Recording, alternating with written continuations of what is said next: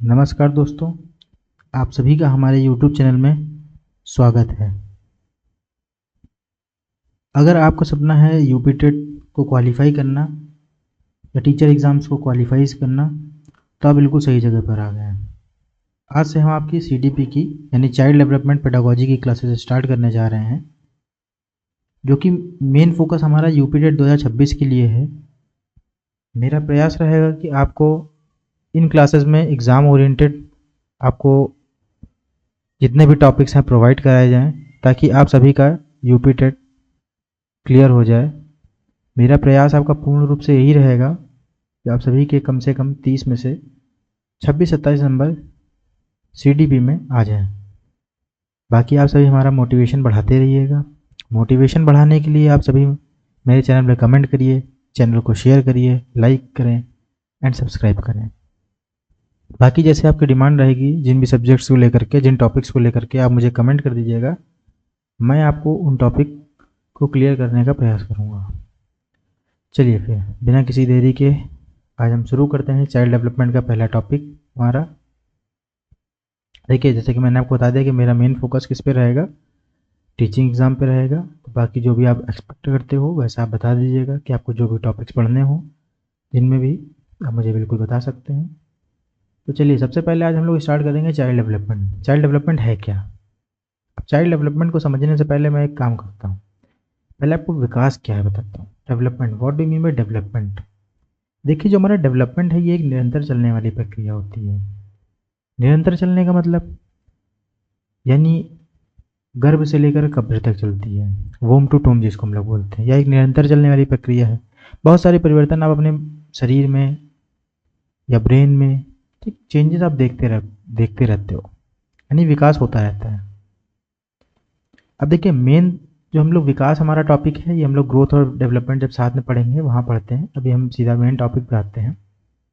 इसी डेवलपमेंट को हम लोगों ने दो पार्ट में डिवाइड किया है, ह्यूमन डेवलपमेंट यानी मानव विकास और चाइल्ड डेवलपमेंट।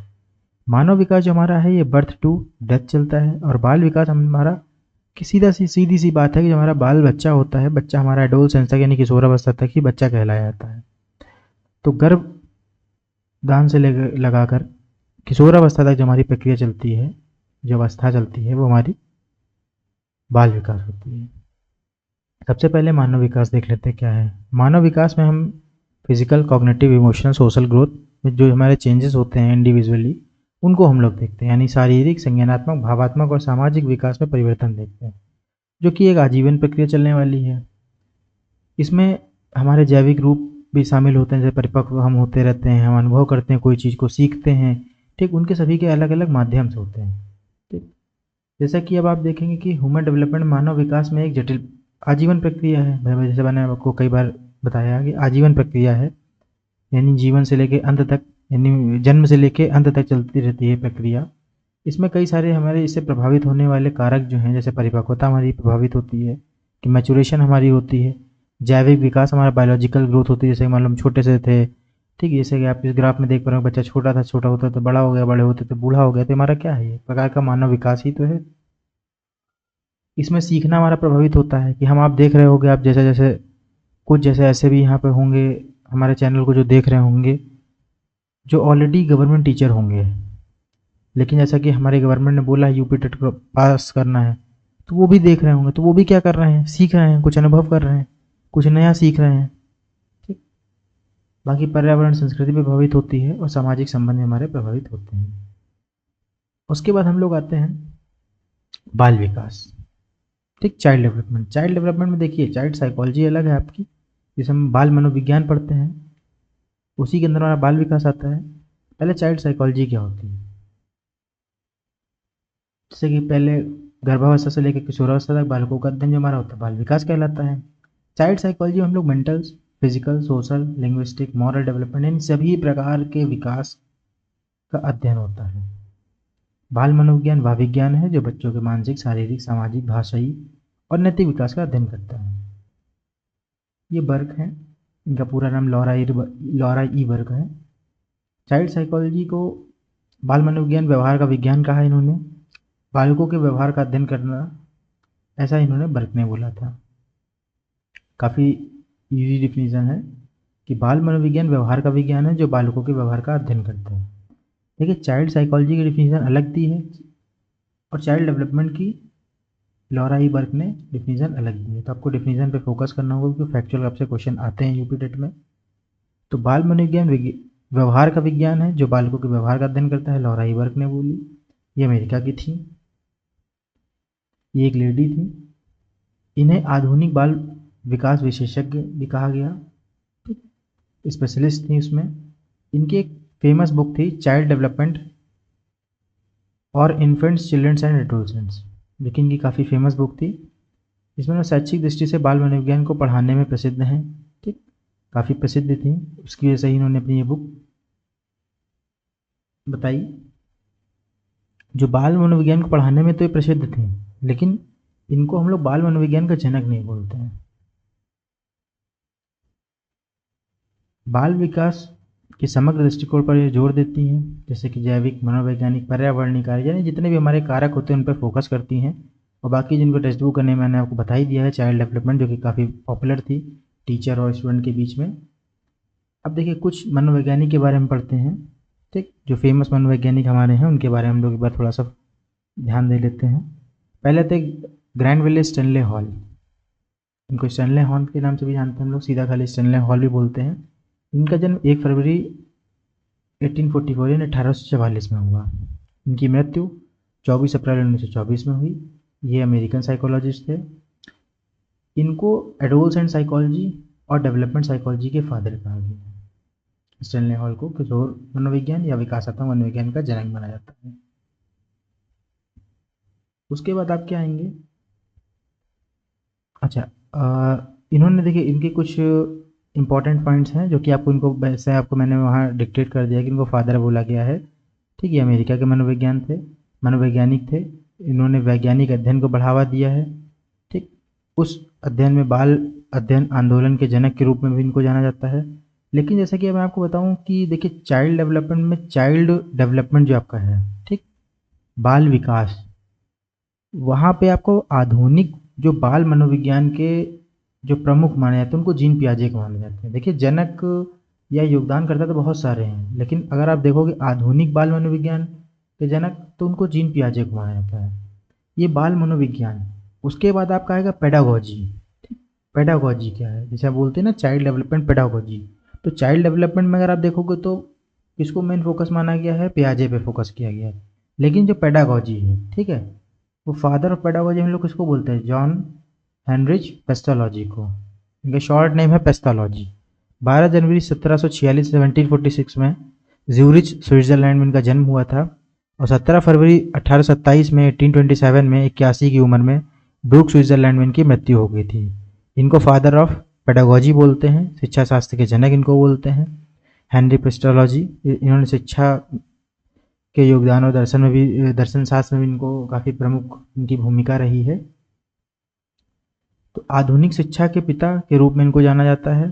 आधुनिक युग में इनका साथ शुरू हुआ गया था। इनकी भावना जो थी 19वीं शताब्दी में यूरोप के महान शैक्षिक सुधारों का नेतृत्व भी इन्होंने किया है। शिक्षा शास्त्र शिक्षण के विज्ञान और कला को संदर्भित करता है, यानी पेडागोजी जो हमारा है, पेडागोजी शिक्षा शास्त्र इस शिक्षण के विज्ञान और कला को प्रदर्शित करता है, यानी pedagogy refers to the science and art of teaching, ठीक। अब जो पेडागोजी हमारा ग्रीक वर्ड से लिया गया है, पेड प्लस एगोगस। पेड का मतलब यहाँ पे चाइल्ड को लिया गया, यानी भुगतान का मतलब बच्चा होता है। एगोगस का अर्थ होता है नेता, यानी शिक्षा शास्त्र का अनुवाद है, यानी पेडागोजी का अनुवाद है बच्चों को शिक्षित करने की कला और विज्ञान। Pedagogy translates the art and science of educating. The art and science of educating is known as pedagogy. शिक्षा के क्षेत्र में शिक्षा शास्त्र में शिक्षण के समग्र ढांचे, सिद्धांतों, विधियों और सर्वोत्तम प्रयासों या प्रथाओं को शामिल किया गया है, ठीक। टीचिंग को एजुकेशन फील्ड में अगर आप देखो पेडागोजी को काफ़ी फ्रेमवर्क दिया गया। जैसे अगर आप देख रहे होगे सीटेट वगैरह में मोस्टली हम लोग पेडागोजी ही पढ़ते हैं वहाँ पर, कि बच्चों को लेकर के हमारी वास्तविक मानसिकता क्या है, ठीक। वास्तविकता में हम लोग कैसा बच्चों को लेकर के सोच रहे हैं, उसी पे हम लोग अध्ययन करते हैं। आप सीटेट में देखते हो मोस्टली पेडागोजी ही रहती है हर सब्जेक्ट्स में। देखिए फादर ऑफ मॉडर्न पेडागोजी के पेस्थोलॉजी हैं। आधुनिक शिक्षा शास्त्र के जनक हमारे कौन है? फादर पेस्थोलॉजी।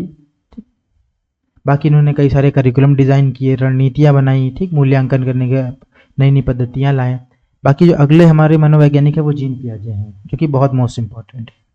9 अगस्त 1896 में, यानी 1896 में न्यूकेटल स्विट्जरलैंड में इनका जन्म हुआ। 16 सितंबर 1980 में जेनेवा में इनकी मृत्यु हो गई। इनको स्विस साइकोलॉजिस्ट बोला जाता है, स्विस मनोवैज्ञानिक। इन्होंने 1920 के दशक में ये काफ़ी प्रसिद्ध थे। इन्होंने बच्चे की संज्ञानात्मक क्षमताओं के विकास पर अपना प्रसिद्ध अध्ययन शुरू किया था। इन्होंने इनका जो मेन जो स्टडी थी इनकी, वो कॉग्निटिव एबिलिटीज़ डेवलपमेंट पे थी, कि how children's cognitive abilities develop, कैसे बच्चों के अंदर कॉग्निटिव संज्ञानात्मक विकास डेवलप होता है। इन्होंने अपने ही बच्चों पर अध्ययन किया था। उन्होंने बच्चों के संज्ञानात्मक विकास के चरणों का सिद्धांत दिया था। अलग अलग इन्होंने अपने सिद्धांत बताए थे, ठीक, जिसमें से एक इनका काफ़ी फेमस हुआ था। इन्होंने जो अपने बच्चों पे अध्ययन किया था संज्ञानात्मक विकास के नाम से ही फेमस है, वो कॉग्निटिव डेवलपमेंट। इसमें इन्होंने 4 अवस्थाएं बताई थी, SPCF, सेंसरी मोटर, वो सब आपको डिक्टेट करते रहेंगे, प्री ऑपरेशनल, कॉन्क्रीट, फॉर्मल, इसको इन्होंने बताए थे। इनको हम लोग क्या बोलते हैं? बाल विकास और शिक्षा शास्त्र के पिता बोलते हैं, ठीक, father of child development and pedagogy. जैसे मैंने आपको बताया, फेमस से किस में थे? चाइल्ड डेवलपमेंट में थे। फादर ऑफ पेडागोजी कौन था?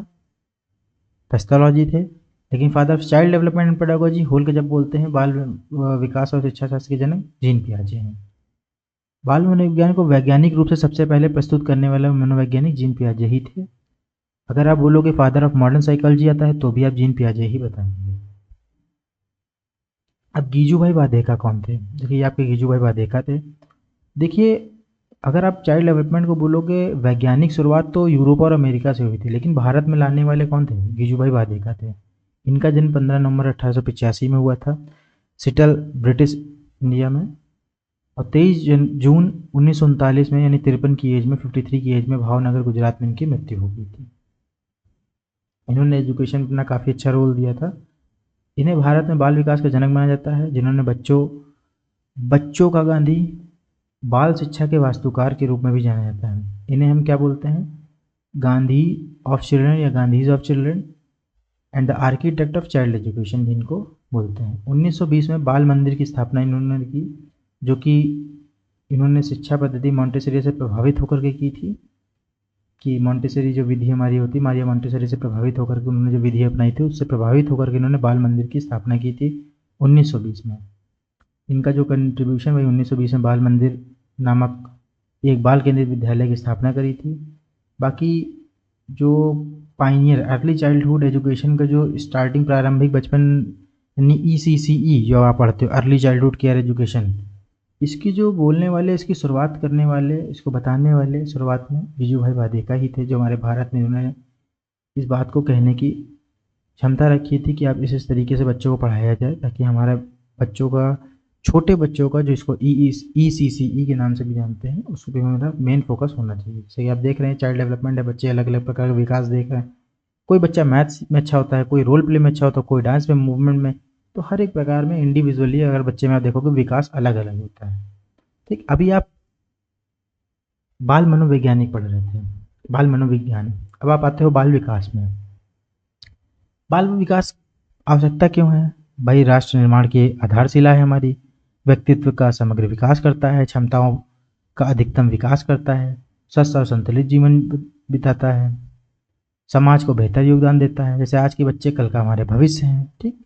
उसी के बारे में हम लोग यहाँ देखते हैं कि देखिए, जैसे कई सारे बच्चे, कुछ बच्चे पढ़ रहे हैं, कुछ खेल रहे हैं, ठीक, कोई पेंटिंग कर रहा है, कोई पेबल ब्लॉक बना रहा है। तो इस प्रकार से अलग अलग प्रकार का विकास हो रहा है। इसमें अलग अलग विशेषताएं भी होती हैं, अलग अलग प्रकार की। यह मन का निर्माण करता है। बाल विकास हमारा क्या है? मन का निर्माण करता है और व्यवहार का विकास करता है। बाल विकास में जैविक अनुभूति और सामाजिक भावात्मक परिवर्तन शामिल होते हैं, जो जन्म से किशोरावस्था तक, हमारे किशोरावस्था तक होते रहते हैं। बाल विकास और शिक्षा शास्त्र एक महत्वपूर्ण क्षेत्र है। इसको समझने के लिए हमें बच्चे कैसे पढ़ते हैं, कैसे विकसित होते हैं, इसको आप पढ़ सकते हो, कि कैसे प्रभावी शिक्षण होते हैं, पेडागोजी कैसे बच्चों में डेवलप हो रही है, कि क्या क्या आप ग्रेजुअल चेंजेस देख रहे हो, कि बच्चा पहले क्या है, बच्चा पहले बैठना सीखता है, फिर चलना सीखता है, फिर दौड़ना सीखता है, ठीक है। तो इस प्रकार से जो भी है विकास में देखते हो कि जब बच्चा जन्म लेता है, फिर बहुत, जब आप देखते हो जब बच्चा एक जन्म लेता है तो कुछ भी नहीं जानता, लेकिन धीरे धीरे वो बोलना सीख जाता है, ठीक, आपसे तर्क करना सीख जाता है। तो ये क्या है, हमारा बाल विकास ही तो है। बच्चे को आप देख रहे हो स्टार्टिंग से, ठीक। अगर आप इसको देखो, इस पूरे सीखने और बढ़ने की प्रक्रिया को हम लोग क्या बोलते हैं, बाल विकास बोलते हैं। बाल विकास में अलग अलग अवस्थाएं हैं, किसने कौन सी अवस्थाएं दी वो हम लोग बाद में देखेंगे।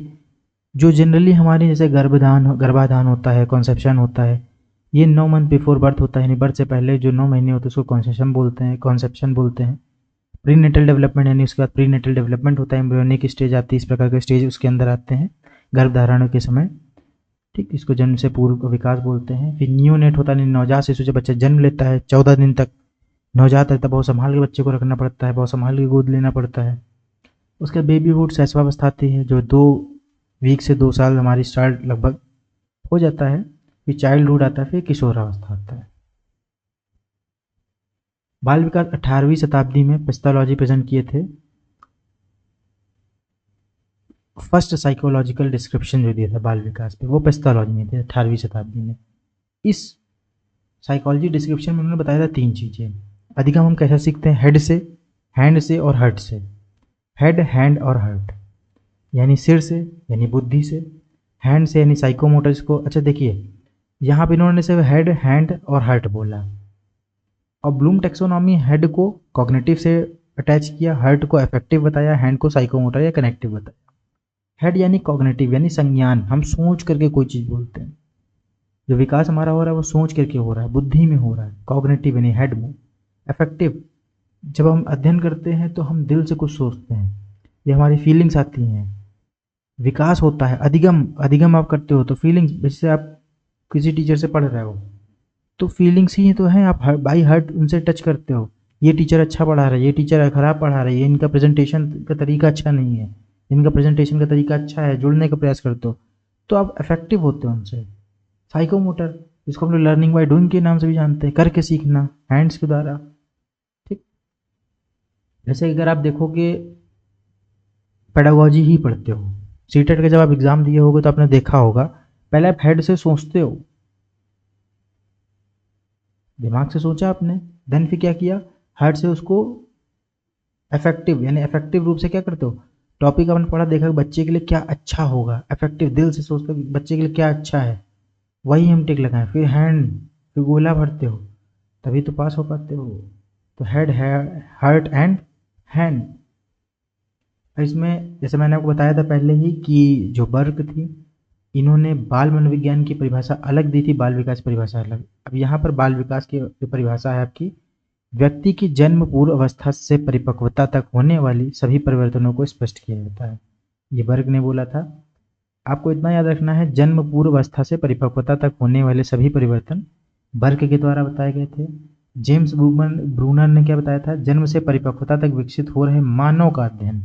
यहाँ पे देखिए मानव का अध्ययन की बात नहीं की, यहाँ पे सिर्फ क्या बोला गया, जन्म पूर्व अवस्था से परिपक्वता तक होने वाले सभी परिवर्तन वर्ग के द्वारा, जन्म से परिपक्वता तक विकसित हो रहे मानव का अध्ययन जेम्स ब्रूनर के द्वारा।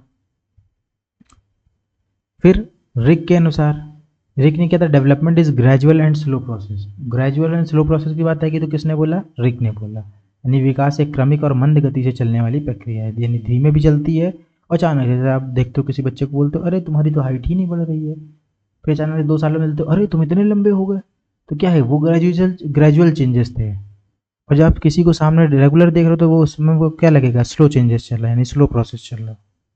क्रो एंड क्रो ने क्या बोला, बाल विकास वह मानव विज्ञान है जो बालक के व्यवहार का अध्ययन गर्भावस्था से मृत्यु पर्यंत तक करता रहता है। हरलॉक ने क्या बताया, बाय द वे हरलॉक भी एक महिला थी। बाल विकास मनोविज्ञान की वह शाखा है जो गर्भधान से लेकर मृत्यु तक या मृत्यु पर्यंत तक होने वाले मनुष्य के विकास के विभिन्न अवस्थाओं में होने वाले परिवर्तनों का अध्ययन करता है।